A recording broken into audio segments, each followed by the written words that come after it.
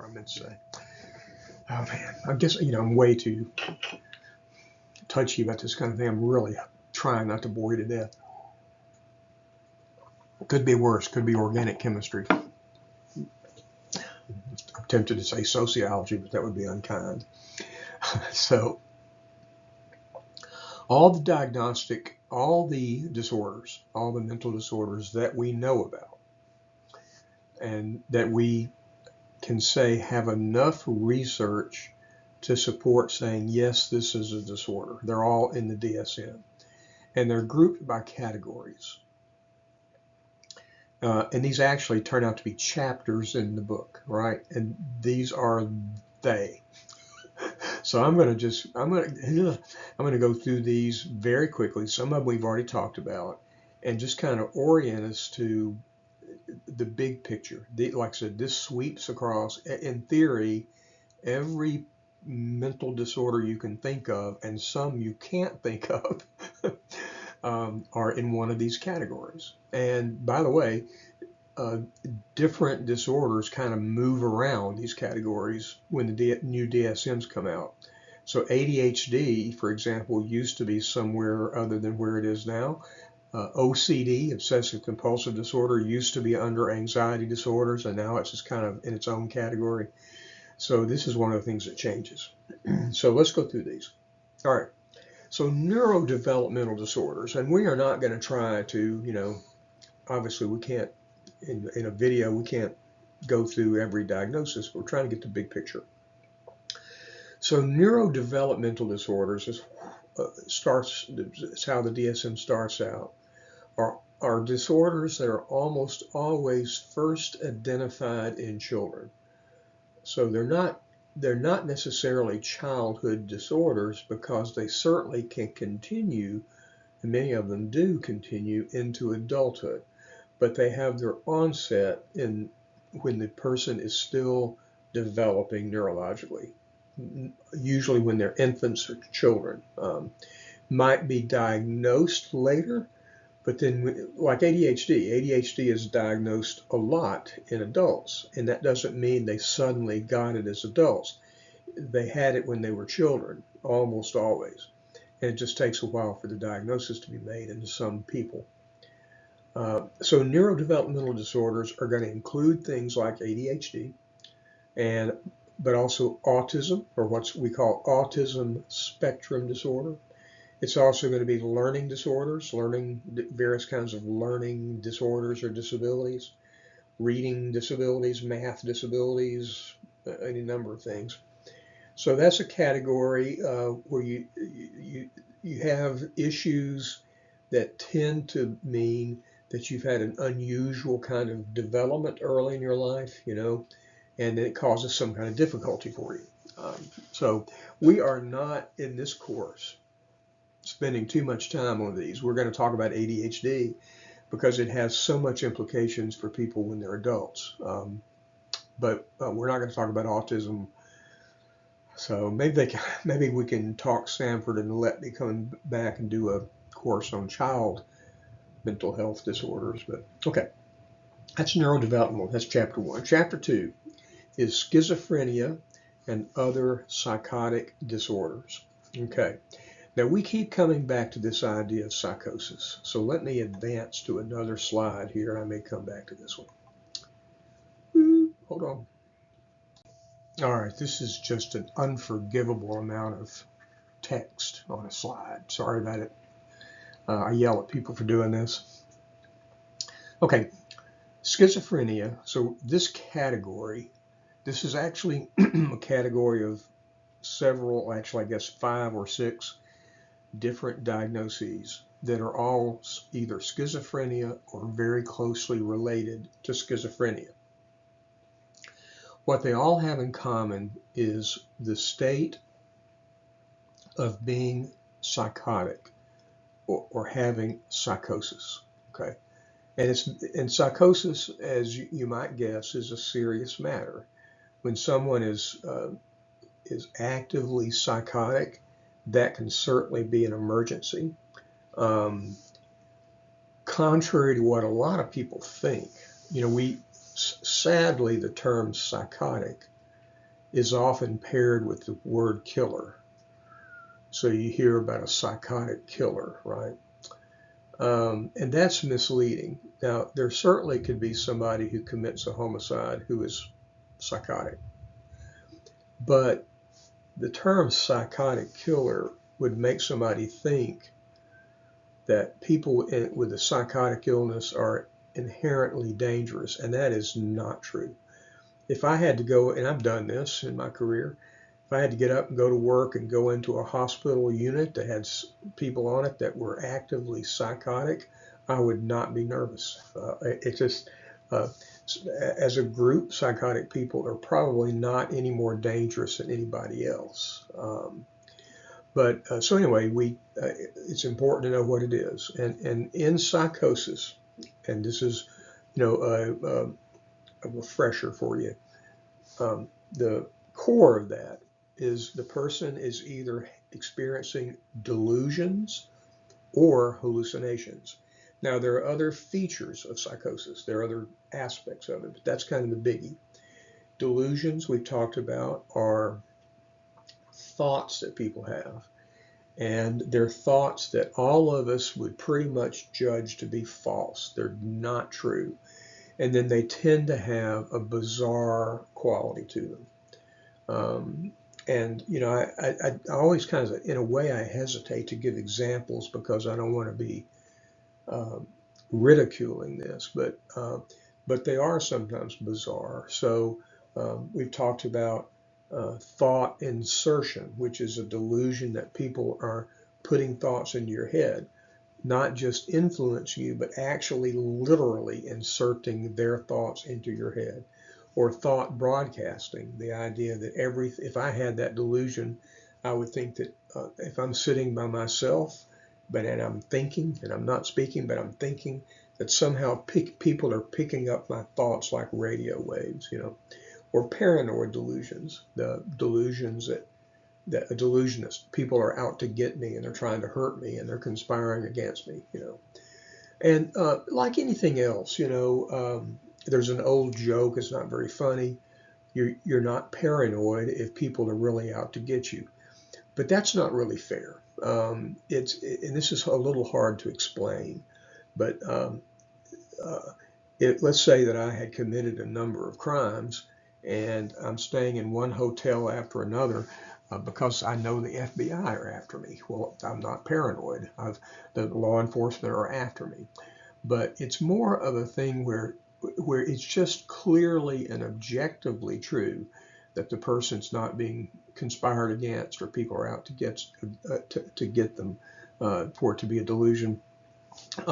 I've been in some situations with patients in my career where it was kind of hard to tell whether it was a delusion or a symptom of psychosis, but that's unusual. Usually it's pretty clear that it's delusional. So let's go through, and then hallucinations we've talked about. The most common hallucination is hearing voices. Somebody says, and it's not like if you're thinking, you may hear your voice in your head, and that's perfectly fine, so do I. You might even have memories where you can hear someone's voice in your head. This is not hearing something in your head. Hearing voices, the experience is like the voice is coming from outside you. So it would be like if my wife, I'm at home, if my wife opened the door right now and started speaking to me, it would be like that experience, like somebody's like over here to my left and behind me or whatever, and they're speaking, and I turn around, they're not there. So hearing voices. Hallucinations are like sensory experiences, and actually you can have hallucinations in all the sensory modes. So you can have auditory hallucinations, hearing things, hearing voices, visual hallucinations, which you see things that aren't there. You can have olfactory refers to smell.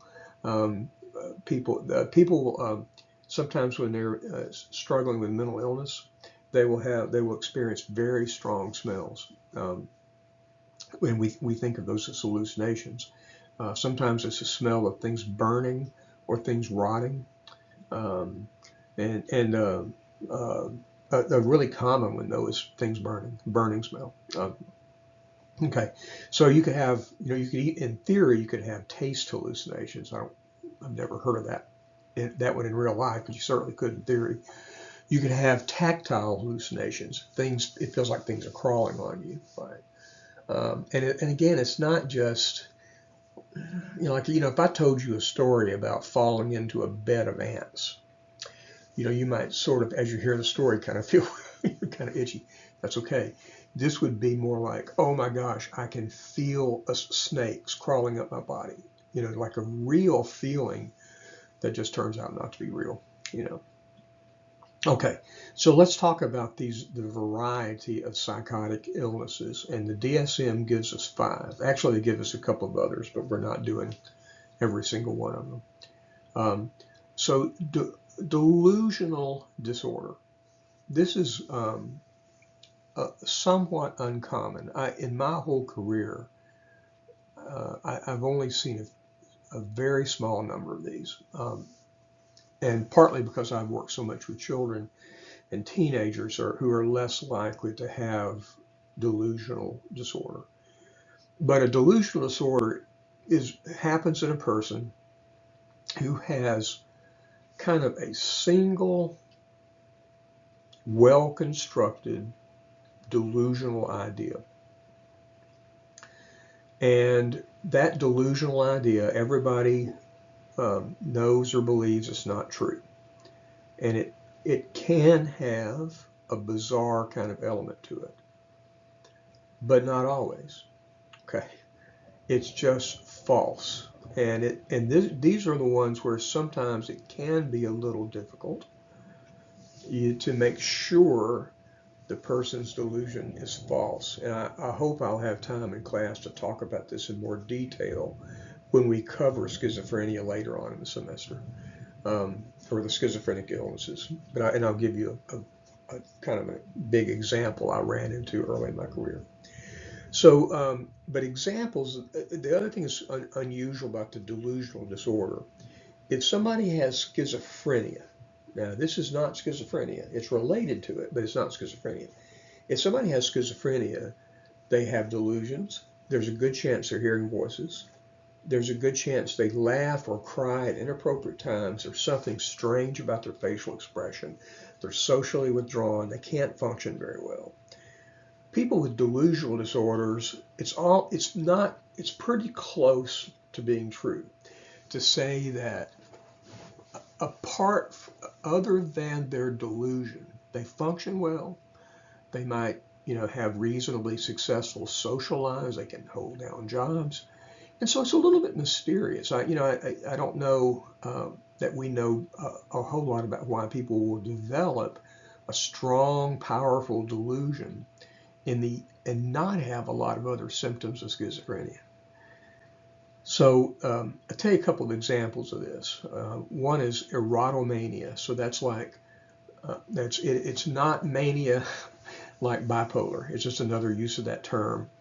Eroto there, is like erotic, but what it means, erotomania, what it actually means, this would be a person who is convinced that a celebrity, doesn't have to be a celebrity, but usually it's a famous person, loves them. So a classic example of this from history, um, um, John Hinckley, who's still, I think he was recently released from a psychiatric hospital. I think he was there since he shot Ronald Reagan. And that would have been in the late 70s, I think. So he spent most of his adult life in prison after he attempted to assassinate the President of the United States. Well, John Hinckley actually was found not guilty for reason of insanity. And he had an erotomania delusion involving the actress Jodie Foster, who's probably about, I'm thinking maybe 60 years old right now, but she as a teenager, and in fact as a young teenager, she had starred in a famous movie called Taxi Driver, and he developed this fixation on her, and I think this is true. This part's true. and believed that Jodie Foster was in love with him, even though Jodie Foster had not met him. Right? I think he had been sending letters to her. So, unfortunately, delusional disorder is often seen in stalkers. Stalkers don't always have delusions, but sometimes they do. So this is fairly common. So erotomania, where it could be a delusion of persecution. People are persecuting me. They're all out to get me. I'm trying to think of one. Oh, I remember one. I got arrested for a minor shoplifting thing for 30 years ago, and now people are sending notes back and forth. Different law enforcement agencies are sending notes about that incident 30 years ago, and they're trying to find me and hurt me. So that's a delusion, because the law enforcement would not be doing that about an old shoplifting charge. In fact, they wouldn't be doing it about a new shoplifting charge, right? And this might be a person who, in spite of that delusion, they can function okay. They can work down at the plant, they can be a custodian someplace. They might be an accountant someplace. They can function.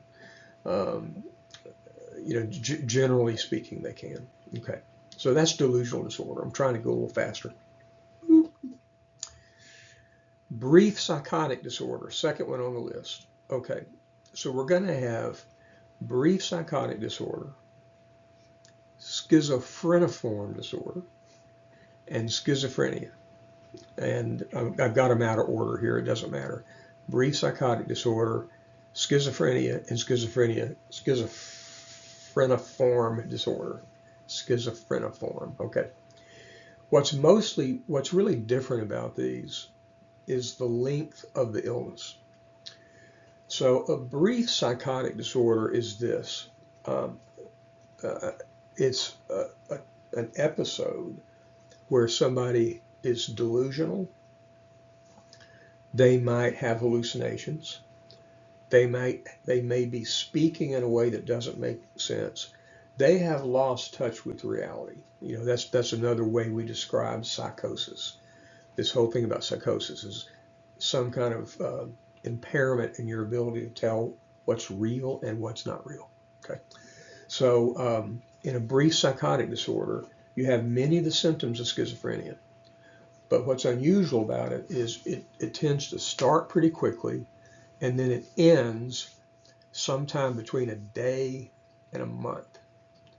So we used to call it reactive psychosis, meaning the idea was something happened, and it's a psychotic reaction to that thing that happened, or some kind of peculiar medical thing, maybe not well understood.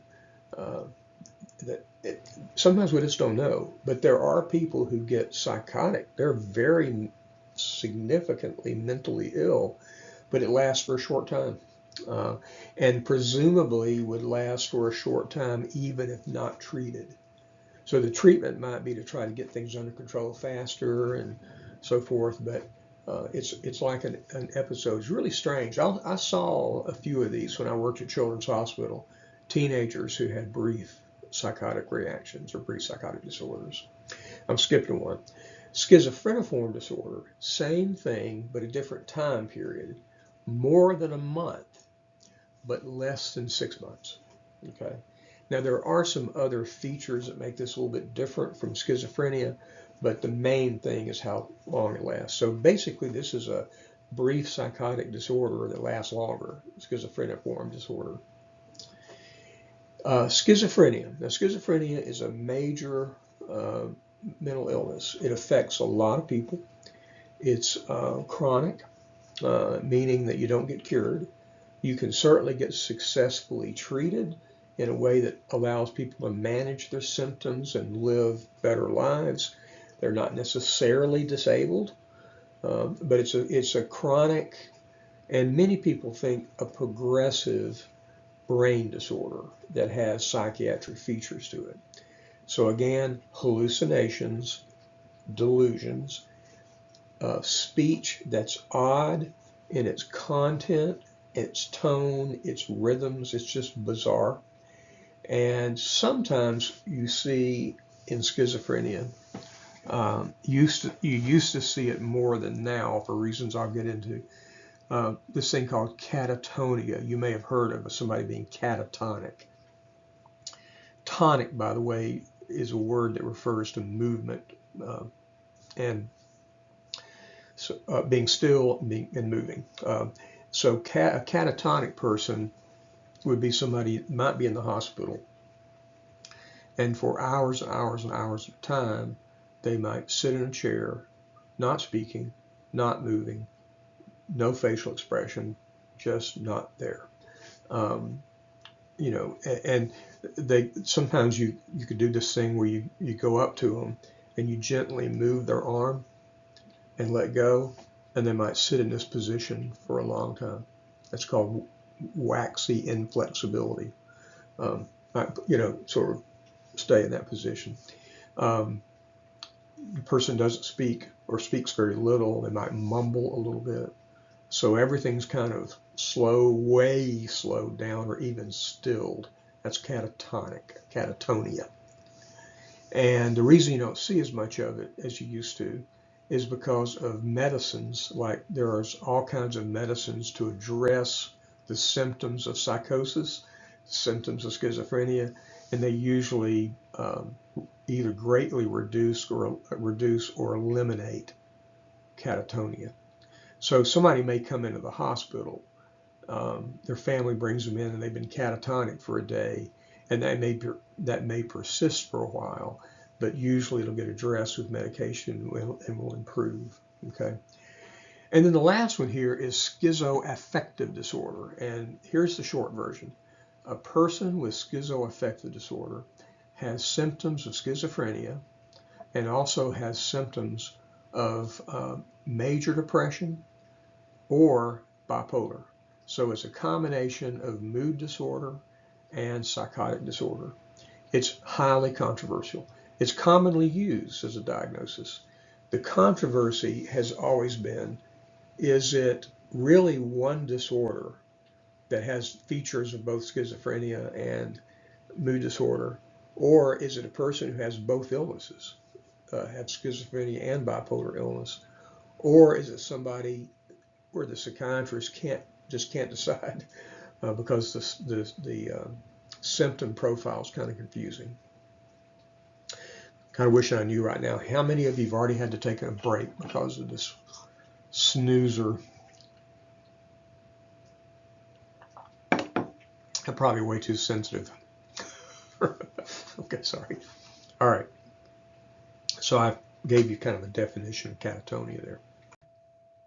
Okay, so that's a little quick overview of what we talk about, what we mean when we talk about psychotic, or also what we mean when we talk about schizophrenia and those related disorders. Okay, so let's go back to our list.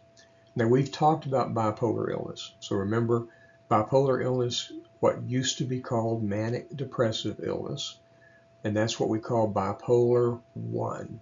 Bipolar with a capital Roman numeral I, Roman numeral 1, is what I'm trying to say.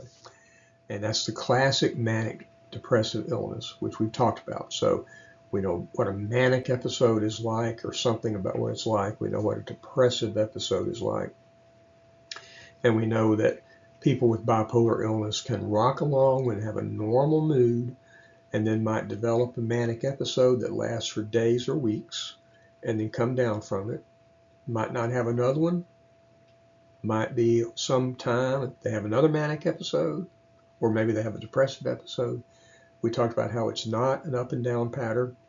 Like if you have a manic episode, some people think if you have a manic episode, when it goes away, then you're going to go straight into a depressive episode. That's not true. You could go from a manic episode, have some time when you don't have any problems, and then you have another one. Or you could have several, you could have 2 or 3 depressive episodes. So there's not necessarily any pattern to it. The condition means you have manic episodes, and then very likely also depressive episodes. That's bipolar.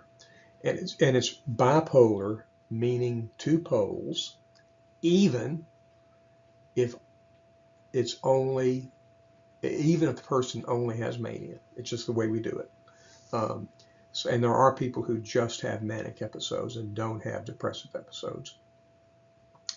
So let's go past that. Depression, we've talked about major depression, and related disorders. So we've gotten into that. We'll from time to time be coming back to it in case studies. I have a little bit more to say about it in class.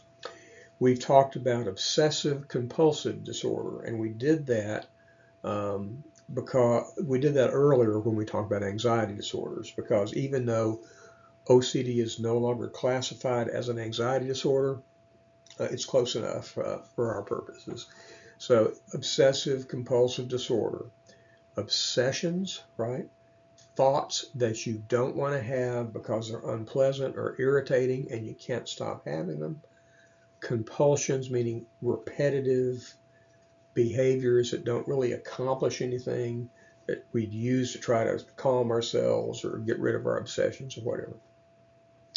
Anxiety disorders, that's stuff like panic disorder, social anxiety, separation anxiety, those things that we've talked about. We talked about post-traumatic stress disorder and acute stress disorder, so that's under trauma and stress-related disorders. Okay, now we're getting back into some things we haven't covered. So I'm just going to briefly go over these categories, or I'm going to try to, and then we're going to spend a little bit more time on personality disorders, which is almost at the last of the list there on the right side. So dissociative disorders we haven't talked about, and this is a classification of disorders that you might, as you might guess, are characterized by disassociation. So association means we're connected to something, right? We're associated with it. Disassociation means we've lost some of our connection to it. So that doesn't help very much.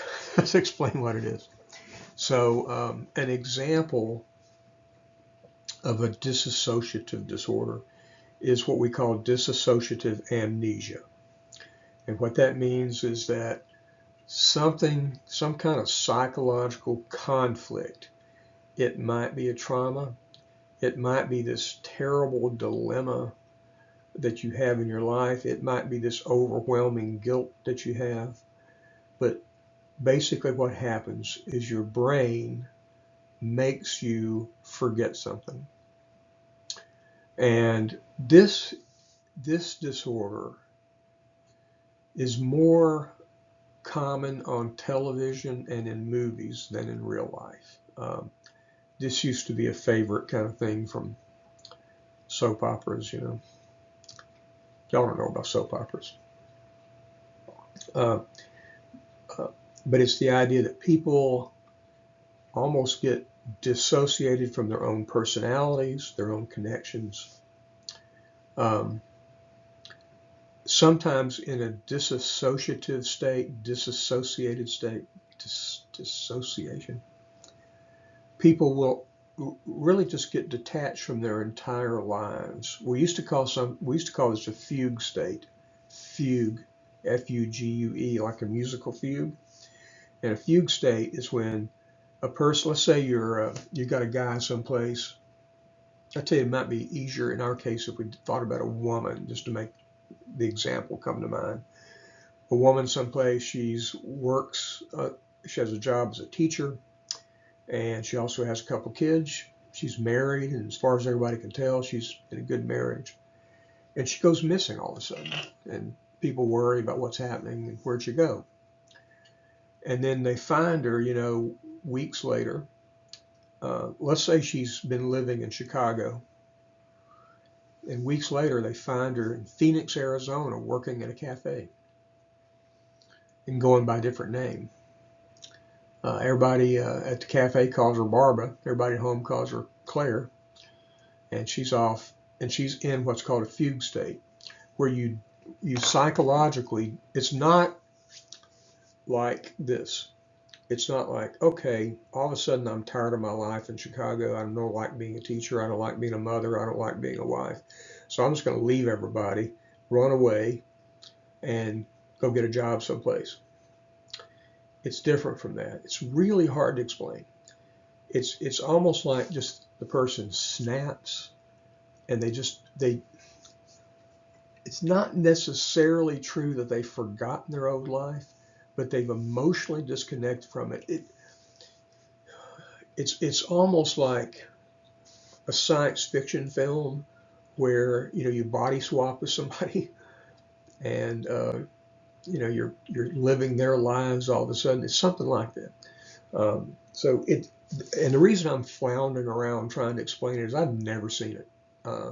I think it's one of those things that used to be somewhat more common, but not only have I not seen it, I can't remember the last time a colleague told me they had seen it. So it's unusual. So I'm not going to spend any more time on it. I'll try to do a better job on dissociative states when we cover it, which is coming up soon. Yeah. Somatic disorders is the whole classification. It's a whole group of things that have to do with the connection between the body and the mind. And so here's a classic example. Most people have heard about hypochondriacs. We used to call that disorder hypochondriasis. There's a new name for it, medical anxiety disorder, I think. I should know, I just looked at it a few minutes ago. I don't have my notes. But it's this sort of persistent tendency to think you've got these illnesses when you just don't. And your doctor keeps saying, no, you don't have this. And you keep saying, I think I do. And so it's a kind of an anxiety related problem where the focus of your life is, do I have these illnesses? Sometimes medical students will develop it, particularly early on in their training when they're getting exposed to all these different diseases. But it's one of a variety of things we call somatic. Somatic, by the way, means about the body. Soma, the word soma, Greek. I always get Greek and Latin mixed up. Soma means body. So there are others, like we have a disorder called factitious disorder. Terrible name for it, factitious. And that is when a person engages in these sort of elaborate behaviors to fake illness, but it's not necessarily conscious. So it's not like, well, if I do this to pretend I have a high fever, maybe I can heat up the thermometer, then I'll get disability payments. It's not like that. It's got this element of you're not being entirely conscious of what you're doing. So it's really pretty interesting. Somatic disorders, or these disorders, have to do with medical presentations of what are really psychological problems, is a short way of putting it. Feeding and eating disorders. So feeding disorders is usually a term used to refer to either children or elderly people who, young children particularly, who are really dependent on others for their eating. So a feeding disorder in a child might be a child who has very, very, very limited foods they'll eat. And they're kind of medically in trouble because there are so few things they'll eat. That would be an example of a feeding disorder. Some kids develop this thing where they swallow and spit up food without totally spitting it up and then re-swallow it. And that's called rumination disorder. So it's a whole classification of things you often see in children. Feeding disorders. Eating disorders are the ones most of us know about, particularly in a college environment. So you have anorexia nervosa. You have, where people generally lose a great deal of weight. They get in medical trouble because of weight loss. They often believe that they are fat when in fact they're skinny. We'll talk about this more. And then bulimia is binge eating. There's actually a difference between binge eating and bulimia nervosa, which we'll get to. Elimination disorders, mostly the business of child psychologists. That's two diagnoses: enuresis, ENURESIS, and encopresis, ENCOPRESIS. Copresis. Enuresis is urinating in inappropriate places, in one's bed. Um, Somebody might be at school, a child might be at school at age 9 or 10, wet his pants multiple times when there's no medical explanation for it. So enuresis, it's got urine in there, right? Enuresis. Encopresis is pooping in places, defecating in places that are inappropriate. Usually refers to a child who has been toilet trained and been toilet trained for a while, who has episodes of pooping his pants. I actually treated a number of kids who had this, actually rather difficult to treat, and causes all kinds of social problems. It's a complicated problem. Those are elimination disorders. So it's about bowel and bladder. Sleep and wake disorders, kind of self-explanatory in terms of what they cover. That would be insomnia. Would also be sleep apnea, where people have, I have that, where people don't breathe, stop breathing in the middle of the night, have to have machines to open up their airways at night. Very common, actually, particularly my age. People who can't get their sleep cycles regulated, so they stay up really late, and then try to sleep really late, even though they got a job. All kinds of sleep-wake disorders. Okay, sexual dysfunction. So people who are sexually active sometimes will develop sexual dysfunctions. Now, temporary and brief episodes of dysfunctions sexually are extremely common. This would refer to more chronic ones that don't respond to just the everyday things people can do. So that's going to include things like men who are unable to achieve erections or can't maintain erections. It can also refer to men or women who are unable to achieve ejaculation and orgasm or orgasm. It can also refer to disorders of sexual desire. So somebody who's in a romantic relationship or a marital relationship and loses their sexual drive. Those would be examples of sexual dysfunctions. Okay. Gender dysphoria, which is actually a term I used incorrectly in school, in class a few weeks ago. So gender dysphoria is kind of been more in the news lately because of all the controversy about transgender people.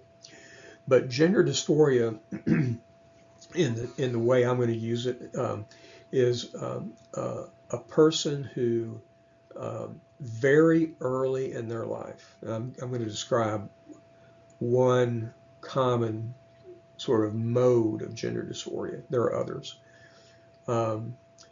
So let me put it this way. So most of us, almost all of us, we are born with male or female on our birth certificate, and we either have a male body or a female body. Now there are exceptions. There are babies who are born with aspects of both kinds of genitalia, characteristics that are both male and female. But for the most part, most of us are born either boys or girls, as we all know. And for most of us, as we start to walk, as we start to talk, as we become more conscious, we're not just infants anymore, but let's say we're toddlers. Sometime when we're early in toddlers, we start to develop our gender identity. It's not, so gender identity is usually, if I'm born a boy, when I'm a toddler, I start to say I'm a boy and I feel like a boy. Or, obviously for females, it would be the reverse of that, right? And that's what happens to most of us. For some minority of people in the population, when they get to be toddlers, very young, they don't develop a gender identity that's consistent with their birth certificate sex and with their bodies. And so this would be a boy who at age, say, 2.5, exclusively plays with what we think of as girl toys. They might want to dress consistently like a girl. They might say out loud they're a girl. It's not related to the way the child's being raised. It's not related to like permissive attitudes. It's not related to something weird going on in the family. It's probably just some kind of biological glitch that we don't understand well. Now, look, this is a somewhat separate question from all the controversy now about somebody who's 30 years old and says I'm transgender, I'm a woman trapped in a man's body. That's a bigger issue, and more controversial. But I will say to you, there's no doubt in my mind there's such a thing as a child who is born and rapidly develops a gender identity that's different from what their body would dictate. Nobody understands it very well. I used to treat a number of these kids, and maybe we'll have time to talk about that. So gender dysphoria there. Dysphoria means an intense kind of unhappiness. So it really means a child who says, well, I'm biologically a boy, but that makes me very, very sad and upset because I really think I'm a girl. That's what gender dysphoria is. Okay. Disruptive impulse control conduct disorders is a category of things that are diagnoses that are mostly diagnosed in children and teenagers. So I'll just give you an example. One of them is kind of embedded in the title, which is conduct disorder. So here's an example. If you have a 15-year-old, and this 15-year-old has constant problems at school with their behavior, and that might include stealing, provoking fights, being incredibly disrespectful to adults, to just not following the rules, maybe just coming to school and then sneaking out and not going back. So it's serious problems with behavior. And we put all that together and say it's conduct disorder. Another example is oppositional defiant disorder. You hear people call that ODD. And that's usually a child who, the way I put it is, if the parent says tomato, the child says tomato. And they're disobedient. It's almost like anything the parent wants them to do, they want to do the opposite. Can be stubborn, very difficult to work with. And that's another example in this category. Now we've got a whole catalog of diagnoses that we call substance-related and addictive.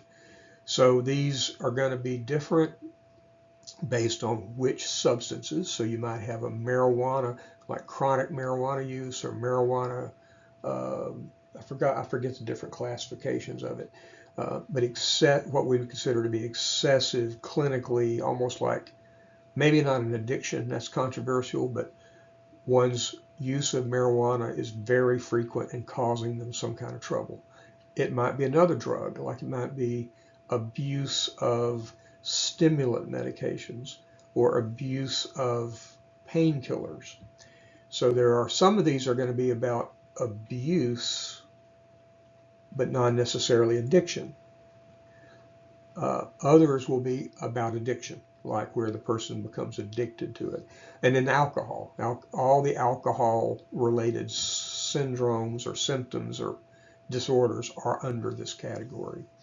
And at the risk, if I haven't put you to sleep more than 3 times, many of the categories of things we've been talking about, let's take, for example, let's go back and talk about psychosis. Or something I'm leaving out. For many of these categories, there's going to be a spare one at the bottom of the list that might say something like psychotic features caused by substance abuse. So there are a lot of diagnostic categories kind of spread out over all of these, where the idea is that the symptoms they're having are related to substance use. So another one would be sleep problems. Let's say somebody says, I have insomnia and I can't sleep. And by the way, true story, I had a teenager who said, man, I don't sleep. You know, I just can't sleep. I can't get to sleep at night. And I said, do you drink coffee? And he said, no. He says, I occasionally drink a cup, which I believed in. I said, do you drink Cokes? And I briefly made the mistake of using Cokes as a Southern generic term for soda, for pop, for, soft drinks. He said, no, I don't drink Cokes.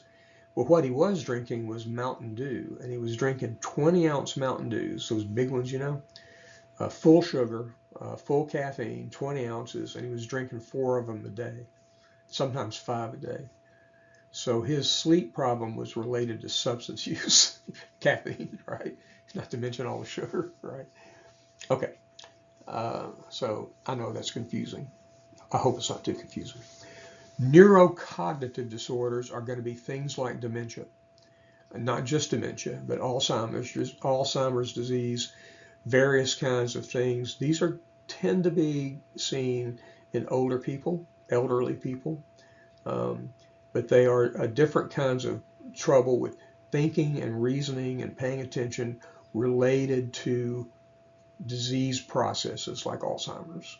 Um, Personality disorders, more about that in a minute. Personality disorders. Paraphilias. Paraphilias, that's another sexual category.